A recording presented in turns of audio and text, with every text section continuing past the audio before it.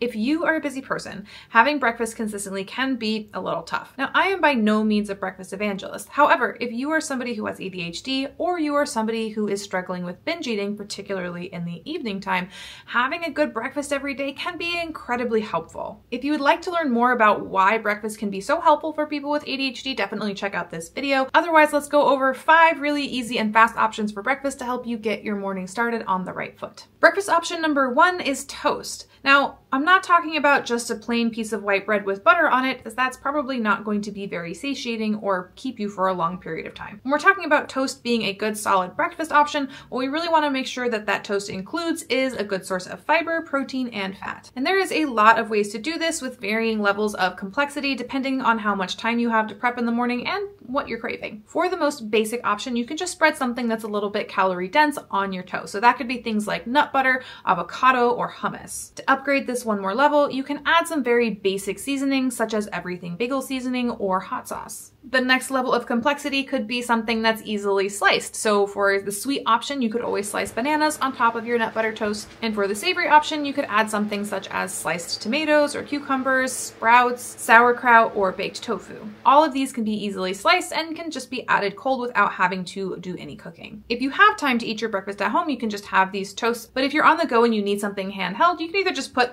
2 pieces of bread together to make a sandwich, or you could turn any of these options into a wrap to take on the go. One thing I do recommend, if you're able to do it, is to use a whole grain bread or a whole wheat tortilla. And the reason for that is because the fiber in whole grain products does affect how quickly you're going to digest this breakfast, which can really make this be more satiating and satisfying for a longer period of time. Option number 2 is a classic, and that is oatmeal. Now, a lot of people don't have time to sit and watch and stir oatmeal on a stovetop in the morning, but fortunately there's a lot of other ways to prepare oatmeal that is a lot faster and easier. Cooking it in the microwave is a really great option, and you don't need to use instant oats in order to do that. You can use any kind of old-fashioned or rolled oats. All you have to do is put the desired amount of oats into a bowl and then lightly cover those oats with your milk of choice. And then you just microwave them for about 4 minutes. Now, at the end of 4 minutes, there'll probably still be a little bit of liquid and some tooth in your oats. And so if you like your oats on the chewier side, you can eat them right away. But if you like them to be softer and more porridge-like, all you have to do is leave it in the microwave for a few minutes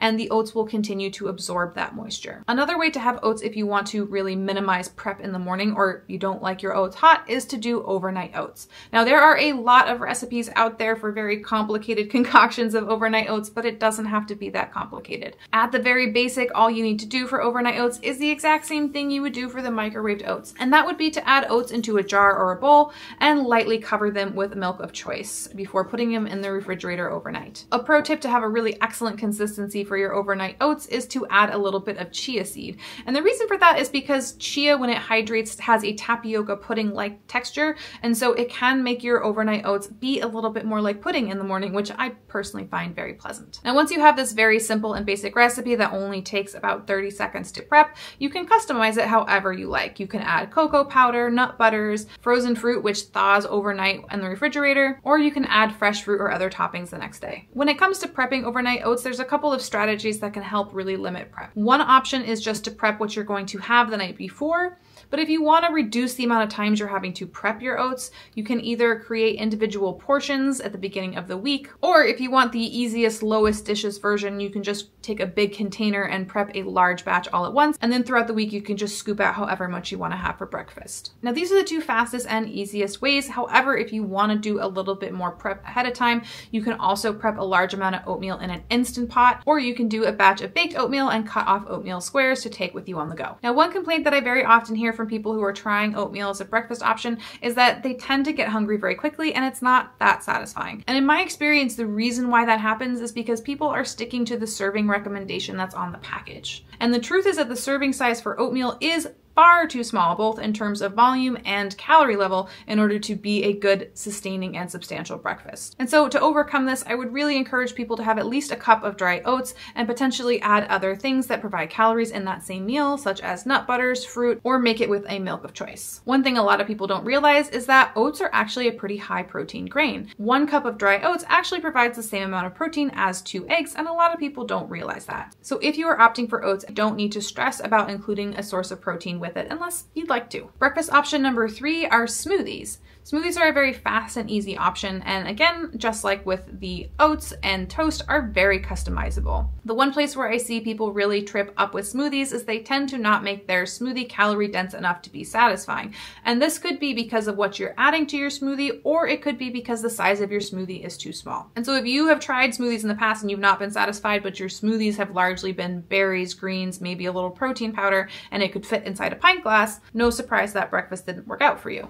In order to get around this, there's a couple of things that you can do. One is to make it larger, especially if the primary fruit that you're using in it is berries. And the second thing is to use some calorie-dense ingredients. Some really great options to include are bananas, pineapple, mango. You can use nut butters or a yogurt of choice. You could also include a protein powder or use a milk of choice as your liquid instead of water. Option number 4 is what I call a snack breakfast, and that is where you just grab a lot of odds and ends and throw it in a bag for you to graze on throughout the morning. This works especially well if you tend to have a more hectic morning and sitting down to actually eat something feels challenging. Some really good options here could be granola bars, yogurt, fruit, nuts, or even some more substantial savory options such as baked tofu or hummus with pita. Really the goal here is just to make sure that you have a lot of little things that you can eat very quickly on the go to make sure that you have sustained energy throughout the morning. And this can be a really great option because it requires absolutely zero prep. Option number 5 is leftovers. Now, I know a lot of people don't tend to think about eating savory foods that you would have for dinner, for breakfast,